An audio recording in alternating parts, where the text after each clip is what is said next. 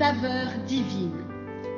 Cette bonne nouvelle du royaume sera prêchée dans le monde entier pour servir de témoignage à toutes les nations.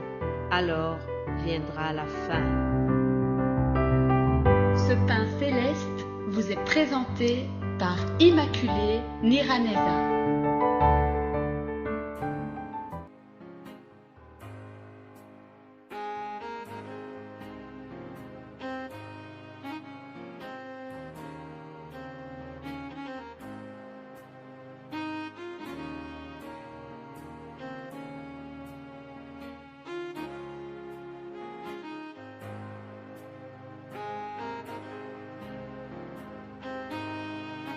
Bienvenue très chers amis à l'écoute de l'émission Saveur divine. Que la grâce de Dieu soit avec vous.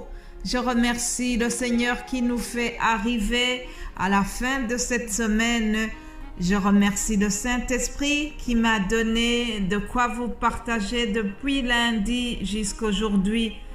Que toute la gloire soit à notre Dieu, c'est lui qui donne la volonté et le pouvoir.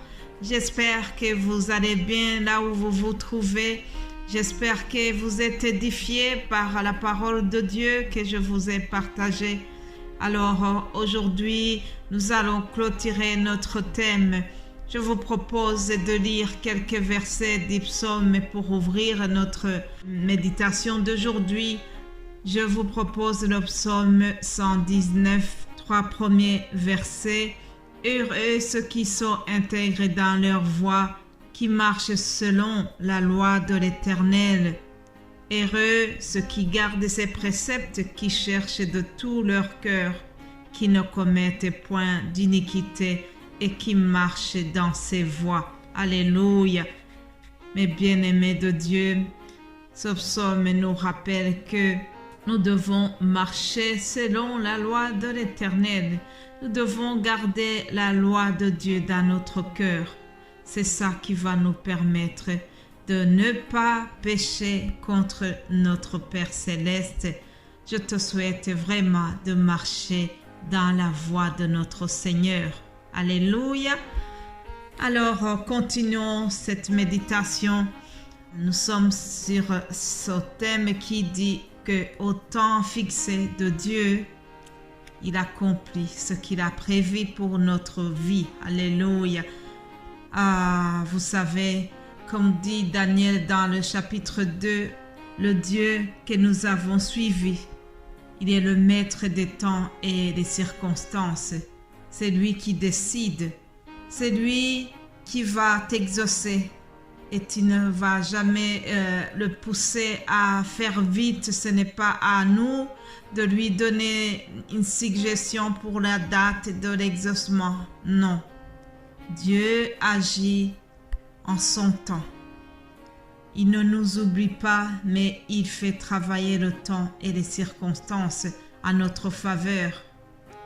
C'est un peu comme l'argent que nous mettons sur un compte et qui va produire les intérêts. Lorsque nous patientons, cet argent produit des intérêts sur notre compte spirituel. Chers amis, actuellement, l'argent ne rapporte pas beaucoup. Mais je vous garantis que lorsqu'on a la patience dans le domaine spirituel, Dieu va payer notre patience. Dieu va nous donner même des intérêts de retard. Parfois, nous avons l'impression qu'il est en retard, mais je vous rassure qu'il n'est jamais en retard.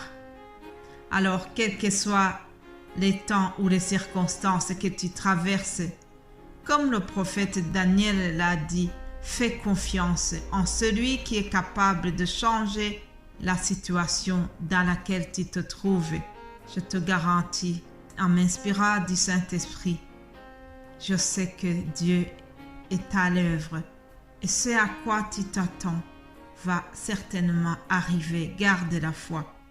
S'il y a une situation qui te semble interminable, tu sembles désespéré, je voudrais te rassurer. Je suis sûre que Dieu ne t'a pas oublié. Il interviendra en son temps. En son temps. Dieu agira et tu vas le remercier. Au temps fixé de Dieu, il intervient et il change le cours de ton histoire. Je vais vous donner un exemple d'une dame qui s'appelle Anne. Dans le premier livre de Samuel, nous trouvons cette histoire dans le premier chapitre. Anne qui était stérile. On nous dit que chaque année, elle montait au temple avec son mari Elkana et elle se prosternait devant le Seigneur. Cette dame avait sa coépouse Pénina. Elle avait des enfants.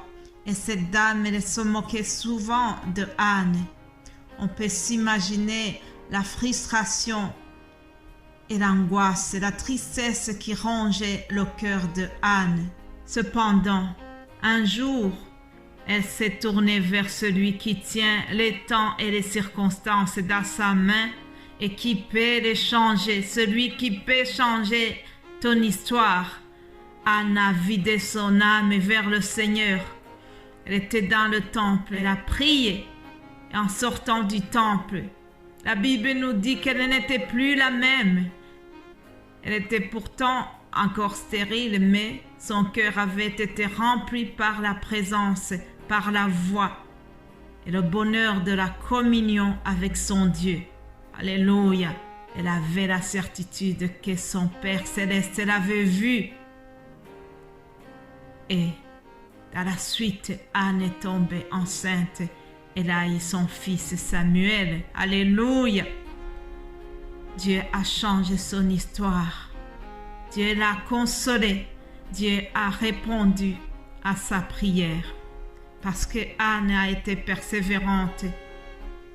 Anne ne s'est pas découragée. Elle a continué à implorer Dieu. Ma sœur, peut-être que tu me suis en étant dans la même condition que Anne. Alors, je viens t'encourager. Je viens te dire, persévère. Ne te décourage pas. Dieu interviendra. Au temps fixé du Seigneur, il va te secourir et il va te consoler comme il l'a fait pour Anne. Il y a plusieurs exemples de ce cas où nous pouvons vraiment citer la présence de Dieu, la grâce de Dieu qui a intervenu dans des situations pareilles. Plusieurs sœurs qui témoignent comment Dieu les a sorties de la honte, comment Dieu les a réjouis. Alléluia. Notre Dieu ne change pas ce qu'il a fait pour Anne, ce qu'il a fait pour Sarah en lui donnant Isaac et ce qu'il a fait pour Rachel et les autres cas de la Bible. Aujourd'hui, il le fait encore. Mes bien-aimés de Dieu, avant de terminer, je voudrais vous rappeler que Jésus-Christ aussi est parti, mais il nous a promis qu'il reviendra. Au temps fixé de Dieu, il reviendra chercher son Église. On ne connaît pas ni le jour ni l'heure. Seul Dieu le Père connaît. Mais nous savons que ce temps viendra. Je ne peux pas terminer cette émission sans vous rappeler cela. Peut-être que vous connaissez déjà Jésus-Christ, c'est très bien. Alors je m'adresse à quelqu'un qui ne le connaît pas. Je voudrais vraiment te proposer d'inviter le Seigneur pour qu'il entre dans ton cœur. Je voudrais te proposer ces quelques paroles que tu peux lui dire. Seigneur, pardonne mon péché. Je reconnais que je suis pécheur. Je reconnais que sans toi, je suis perdu. Je fais le choix aujourd'hui d'abandonner mon ancienne vie. Je renonce à tout ce qui ne te plaît pas, Seigneur. Je décide de t'appartenir, je décide de te suivre. Et je crois que le Saint-Esprit va m'aider dans la décision que je viens de prendre. Mes bien-aimés de Dieu, je voudrais terminer aussi par ce verset de l'Apocalypse, chapitre 3, au verset 20. La Bible nous dit: Voici, je me tiens à la porte et je frappe. Si quelqu'un entend ma voix et ouvre la porte, j'entrerai chez lui, je souperai avec lui et lui avec moi. Celui qui vaincra, je le ferai asseoir avec moi sur mon trône, comme moi j'ai vaincu. Et me suis assis avec mon Père sur son trône. Alléluia, mes bien-aimés de Dieu. Jésus va bientôt venir. Plusieurs signes nous le montrent. Aujourd'hui, au travers ma voix, il se tient à la porte de ton cœur et il frappe. Alors, s'il te plaît, ouvre-lui la porte de ton cœur. Tu seras heureux. Ça sera la meilleure décision de ta vie. Je te souhaite vraiment de prendre cette bonne décision. Sois béni au nom de Jésus-Christ. Amen. Amen. Chers amis, voilà qui termine nos émissions et j'aurai la joie de vous retrouver lundi. En attendant, je vous souhaite de passer un excellent week-end sous le regard de notre Seigneur. Amen.